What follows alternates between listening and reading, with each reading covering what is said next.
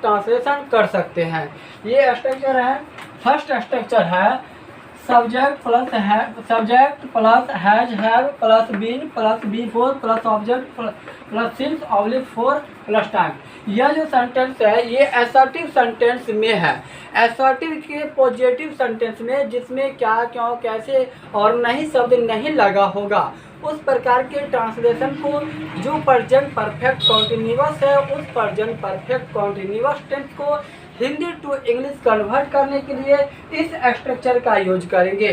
Subject के बाद जो कि उस सेंटेंस में वह सब सब्जेक्ट होता है जो किसी के द्वारा वर्क किया जाता है वो होता है सब्जेक्ट, और सब्जेक्ट के अकॉर्डिंग जो है हैव और हैज जो है और हैज इस दोनों में से किसी एक का सिलेक्शन करेंगे अकॉर्डिंग टू सब्जेक्ट, यानी जिस नंबर और पर्सन में होगा सब्जेक्ट उस नंबर और पर्सन के अनुसार से हैज या हैव का सिलेक्शन करेंगे।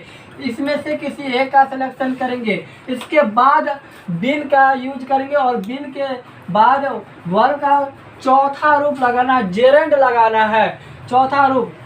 इसके बाद ऑब्जेक्ट लगाना है। यदि ऑब्जेक्ट के बाद सेंटेंस में किसी प्रकार का टाइमिंग दिया हुआ है, ए पॉइंट ऑफ टाइम या ए पीरियड ऑफ टाइम दिया हुआ है, तो ए पॉइंट ऑफ टाइम के लिए पहले सिंस यूज करेंगे, उसके बाद टाइमिंग का यूज करेंगे। यदि किसी सेंटेंस में ए पॉइंट ऑफ टाइम नहीं है और उस समय उसके जगह पे ए पीरियड ऑफ टाइम है तो ए पीरियड ऑफ टाइम के लिए पहले 4 लगाएंगे, इसके बाद प्लस टाइम देंगे जो समय दिया होगा 2 डेज 4 डेज या 2 मंथ, इस प्रकार का टाइमिंग जो है ये पीरियड ऑफ टाइमिंग होता है। और सिंस जैसे मार्च अप्रैल संडे मंडे इस प्रकार का जो टाइमिंग होगा सुबह शाम, इस प्रकार का जो भी टाइमिंग हो वो पॉइंट ऑफ टाइम होता है।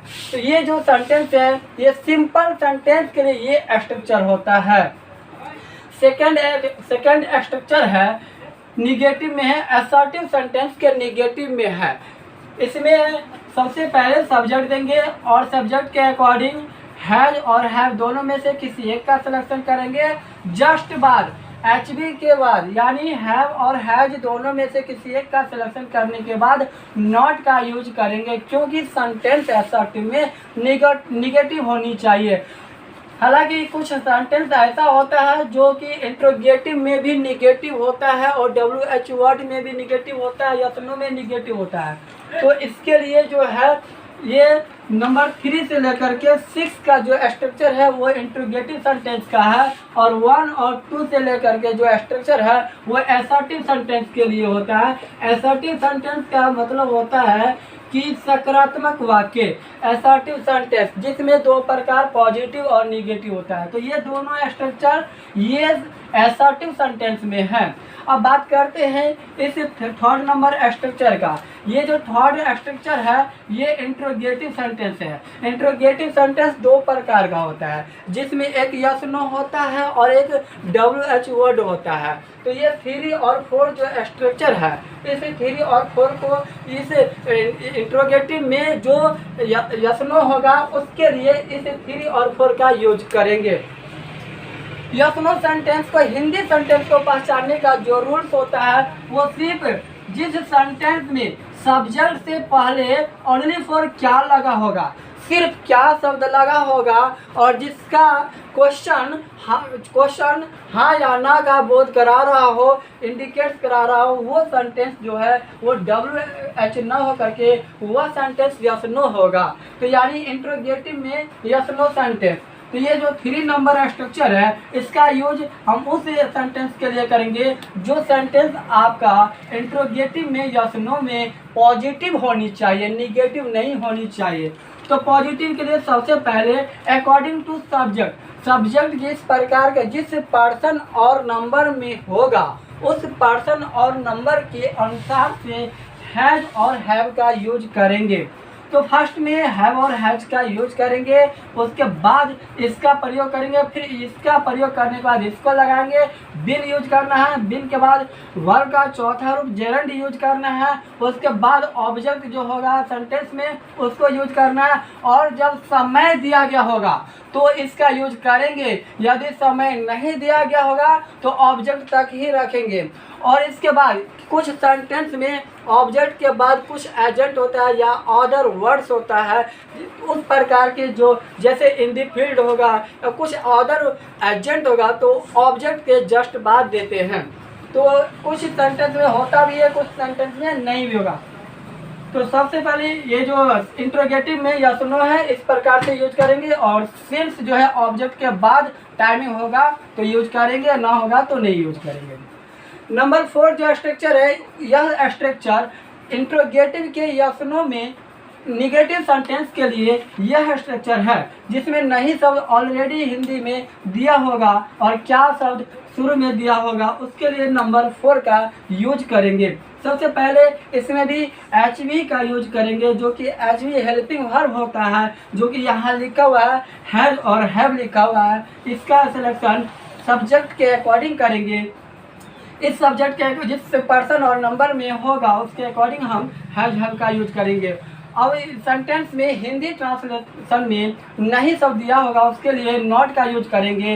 उसके बाद ये जो बीन है इस प्रेजेंट परफेक्ट कंटीन्यूअस टेंस को ये सपोर्ट करने के लिए, कंप्लीट करने के लिए बीन का यूज एच बी के रूप में ही किया जाता है। इसके बाद वर्ब का चौथा रूप लगाते हैं और चौथा रूप के बाद ऑब्जेक्ट, ऑब्जेक्ट के बाद सिंस और फॉर। अगर कोई टाइमिंग दिया गया होगा तो करेंगे, अगर टाइमिंग नहीं दिया गया होगा तो इससे सिंस फॉर प्लस टाइमिंग का यूज करेंगे अथवा नहीं भी करेंगे सेंटेंस के अकॉर्डिंग। अब बात करते हैं ये 5 और 6 का। ये जो 5 और 6 जो स्ट्रक्चर है यह स्ट्रक्चर WH वर्ड में है, जो कि इंट्रोगेटिव सेंटेंस का WH वर्ड होगा उसके लिए ये 5 और 6 का यूज करेंगे। जब सेंटेंस आपका निगेटिव होगा WH वर्ड में तो इसका यूज करेंगे 6 का, और यदि सेंटेंस आपका निगेटिव नहीं होगा WH वर्ड में पॉजिटिव होगा तो उसके लिए नंबर 5 का यूज करेंगे। इसमें क्या है कि सबसे पहले आपको WH वर्ड देना है, जैसे व्हाट, व्हाई, व्हेन, व्हिच, इस प्रकार का how many, how much, how long, इस प्रकार का जो भी सेंटेंस है वो WH वर्ड, जो भी वर्ड है वो WH वर्ड होता है, तो उसको सबसे फर्स्ट में रखना है। उसके बाद इस HB का सिलेक्शन करेंगे। HB का देने के बाद जो है सब्जेक्ट, और सब्जेक्ट के बाद बिन, और बिन के बाद V4, और V4 के बाद ऑब्जेक्ट, और फिर वही सेंटेंस में जब पीरियड ऑफ टाइम और पॉइंट ऑफ टाइम के अकॉर्डिंग इसका टाइम सिंस और फॉर का सिलेक्शन करेंगे, और उसके बाद जो टाइमिंग होगा वो टाइमिंग देंगे। लास्टली में इस इंट्रोगेटिव सेंटेंस में ये जो साइन ऑफ इंट्रीगेशन है ये इम्पोर्टेंट होता है, ये देना अनिवार्य होता है, तो अंत में साइन ऑफ इंट्रीगेशन देना जरूरी होता है। अब ये आता है नंबर 6, जस्ट अब आपको बताया है कि निगेटिव सेंटेंस के लिए होता है WH वर्ड सबसे फर्स्ट में देंगे, और उसके बाद HB के रूप में हैव है इसका सिलेक्शन, फिर सब्जेक्ट, उसके बाद नॉट, और नॉट के बाद बिन, बिन के बाद V4 और ऑब्जेक्ट, इसके बाद फिर पीरियड ऑफ टाइम और पॉइंट ऑफ टाइम के आधार से इसे सिंस और फॉर का सिलेक्शन करेंगे। उसके बाद टाइमिंग देंगे, उसके बाद जो साइन ऑफ इंटीग्रेशन है इसका सिलेक्शन करेंगे, ये देना अनिवार्य होता है। तो इस प्रकार से जो भी हिंदी ट्रांसलेशन से इंग्लिश करेंगे तो प्रेजेंट परफेक्ट कंटीन्यूअस टेंस को, इस स्ट्रक्चर को समझ करके आसानी से बना सकते हैं।